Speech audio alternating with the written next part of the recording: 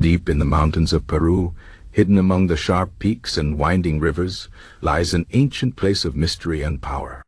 This place is called Chavín de Huántar. Long before the Inca Empire rose to glory, this was the heart of a great religious movement, a place where people came to worship strange and powerful gods. The story of Chavín de Huántar is not just about stones and ruins. It is a story of faith, fear, and the unseen forces that shaped the lives of the ancient Andean people. Thousands of years ago, the Chavín culture flourished in this rugged land. They built a temple unlike any other, a labyrinth of dark passages and towering stone carvings. At the center of their religion were the Andean deities, gods of the sky, the earth, and the underworld. These gods were not kind and gentle. They were fierce, unpredictable, and demanded respect. The priests of Chavín de Huántar knew this well. They were the bridge between the people and the spirits, and they used their temple to control the minds and hearts of those who came to worship. The most famous carving in Chavín de Huántar is the Lanzón. This is a giant stone dagger, buried deep in the temple's underground chambers. The Lanzón is carved with the face of a terrifying god, part human, part jaguar, part snake.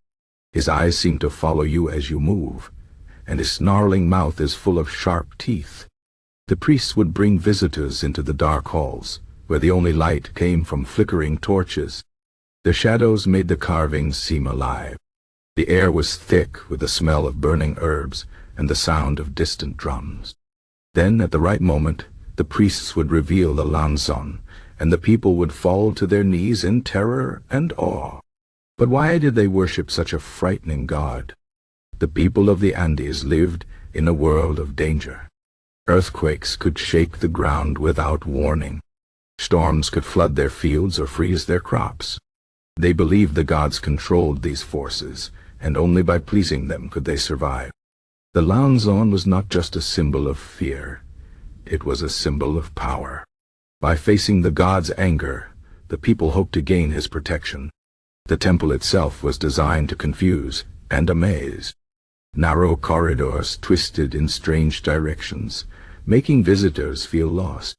Hidden channels of water ran beneath the floors, creating echoes that sounded like whispers from the gods.